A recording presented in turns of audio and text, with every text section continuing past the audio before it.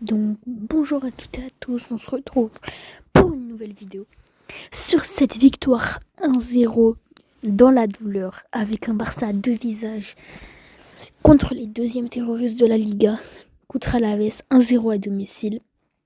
C'était dur, c'était très très dur et on a souffert.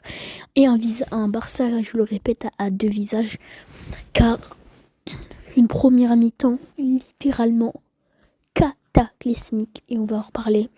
Une première mi-temps horrible, vraiment horrible. Une deuxième mi-temps beaucoup mieux, grâce au changement de flic notamment, on va en parler.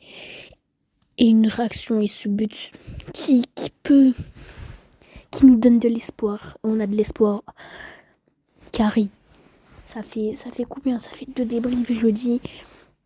Pour moi, la Liga, c'est fini. Mais suite à la défaite hier du Real Madrid et vu qu'il y aura un derby Atlético Real la semaine qui arrive là, j'ai de l'espoir. J'ai de l'espoir pour la Liga. Peut-être le comeback, on sait pas, on verra. On verra, c'est le football. Mais du coup, je disais un Barça à deux visages.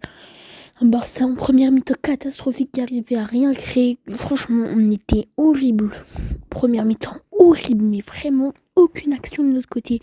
C'est limite dire que Alaves sans les hors-jeux, les hors-jeux ça, mais était plus dangereux que nous. Alaves était plus dangereux que nous. On s'est pas créé une occasion marquante, une occasion où on s'est dit celle-là doit aller au fond. Et ce n'est pas normal de faire une première mi-temps aussi horrible que ça. C'est vraiment honteux. Mais on va reparler. Le crack de la Masia. Lamine Yamal, 17 ans. Que dire? Mais d'où viens-tu, Lamine Yamal? Mais d'où viens-tu? Car pour ceux qui n'ont pas vu le match, en première mi-temps, peut-être le premier ballon qu'il a touché du match, Lamine Yamal vient de ressortir une balle. Il a dribblé 8 joueurs, il a ressorti passe extérieure du pied ensuite pour Rafinha. Rafinha malheureusement qui manque sa frappe. S'il la met celle-là, Rafinha c'est peut-être la passe de l'année. Franchement, et c'est pas que parce que c'est lui qui est à la base du but de Lewandowski, c'est lui qui fait la reprise de volée. Enfin, un peu raté la reprise de volée qui revient sur Lewandowski, qui n'a plus qu'à conclure sur un tapin. Lamine Yamal, c'est un génie, littéralement un génie. Une première mi-temps mitigée en soi pour Lamine Yamal, comme à l'image de toute l'équipe en soi, une première mi-temps mitigée pour tout le monde, et une deuxième mi-temps exceptionnelle, franchement. Lamine Yamal, 17 ans, incroyable, franchement. Yamal qui a fini MVP, qui ressort avec une passe D, et c'est un grand acteur de la victoire dans la douleur de ce soir, évidemment. On va parler de Hansi Flick. Hansi Flick, c'est vraiment bien. Parce que première mi-temps, on va reparler. Première mi-temps catastrophique, hein, je le répète. Mais Flick, il va pas attendre comme Ancelotti hier. Hein. Pas comme Ancelotti qui fait ses changements à la 80e. Hansi Flick, dès la mi-temps, il sort Araujo qui était horrible. Franchement, Araujo, je sais pas quoi dire. Je sais pas s'il faut qu'il reste, je sais pas.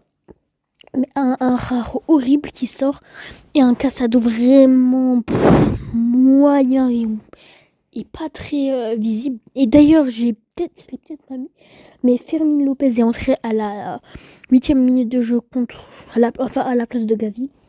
Une première mi-temps fantomatique de Fermin, une deuxième mi-temps sublime, superbe deuxième mi-temps de Fermin. Je l'ai pas mis dans le débrief malheureusement, mais je voulais en parler. Et c'est à l'image de l'équipe, on soit une bonne deuxième mi-temps, pas une excellente deuxième mi-temps, parce que on rate aussi un peu aussi, on va pas se mentir, parce que la frappe de Yamal là, qui est censée partir en pleine lucarne, le gardien sort l'arrêt de sa vie. Mais bon, Hansi Flick, une réaction très tôt dans le match, et c'est ça qu'on veut, parce que c'est pas comme Xavi, hein. On se rappelle à l'époque, Xavi, il faisait des changements Quand il y avait 2-0, il se faisait des changements à la 80e. Il voulait pas sortir ses joueurs. Il forçait. Comme Ancelotti en soit là. Flick, il a direct réagi dès la mi-temps. Il sort Casado, il met De Jong. Il sort Roy Garcia. C'était les meilleurs changements possibles. Et bon choix, franchement bien. Lewandowski, très mauvais match. C'est pas parce qu'il a marqué que je vais vous dire ouais, Lewandowski meilleur joueur du match, MVP, tout ça. Lewandowski a fait un mauvais match, mais il a mis son but et c'est ça qui le sauve un peu en soi, parce que c'est ça qui nous donne la victoire aussi. Et encore sur le tapis, il était à 2 doigts de le rater.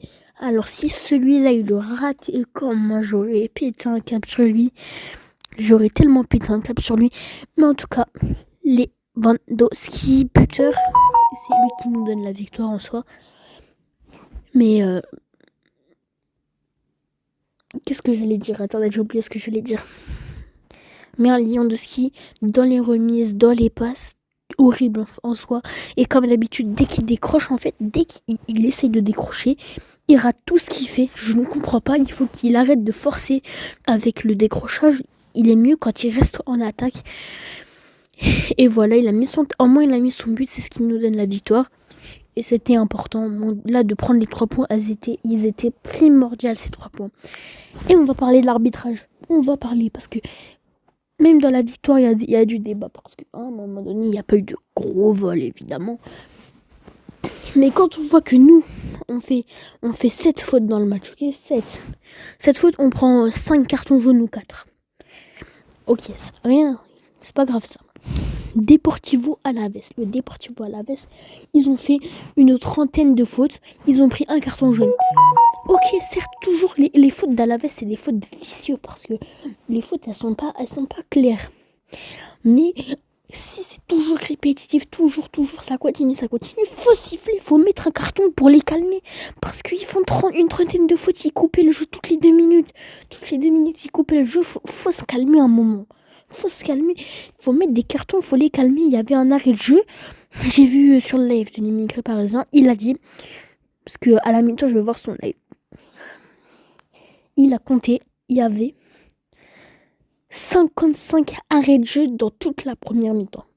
55, sachant, et on va reparler, je vais en parler aussi.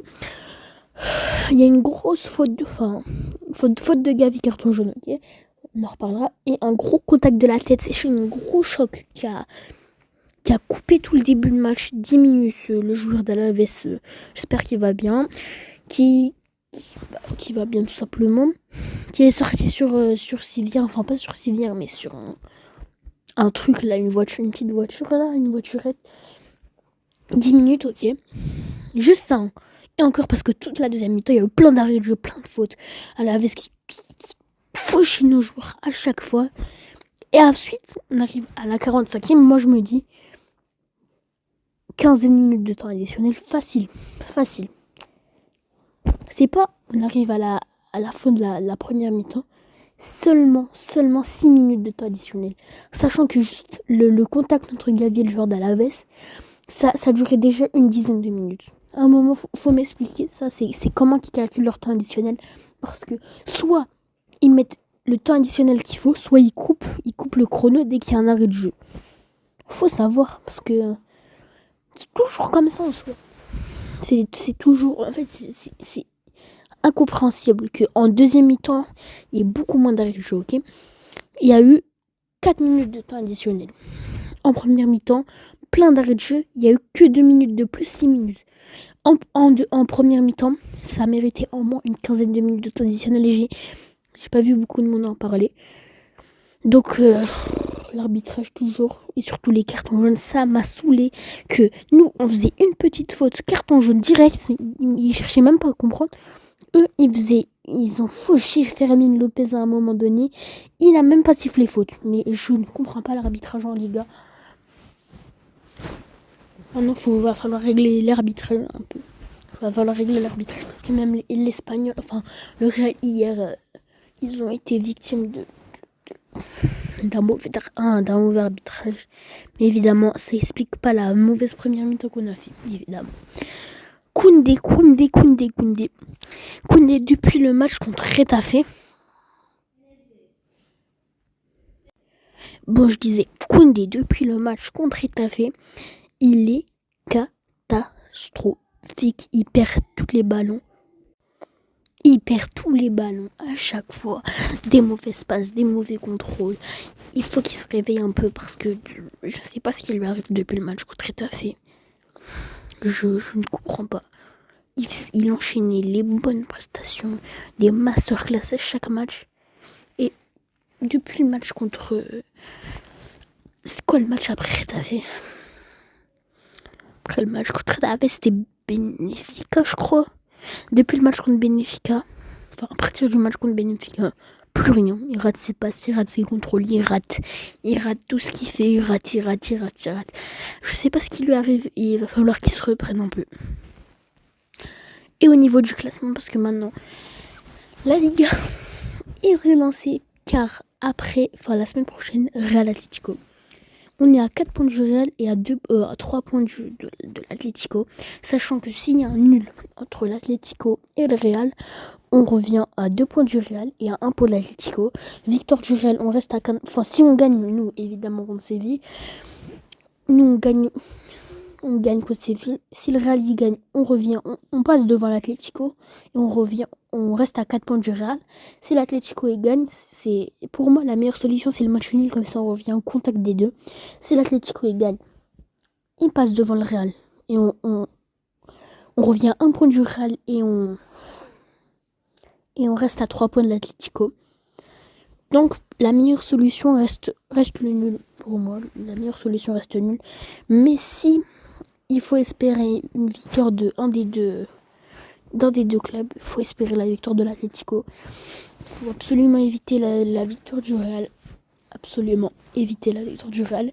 Et on a une lueur d'espoir parce que maintenant, on est peut-être de retour dans la course. Si on ne choque pas, évidemment, parce que aujourd'hui, on n'est pas passé loin. Même en fin de match, c'était dur en fin de match. On a souffert. Et Chesney est rassurant aujourd'hui. Très rassurant. Bon, c'est la fin de cette vidéo. J'espère qu'elle vous aura plu. N'hésitez pas à la liker, à vous abonner. Et ciao!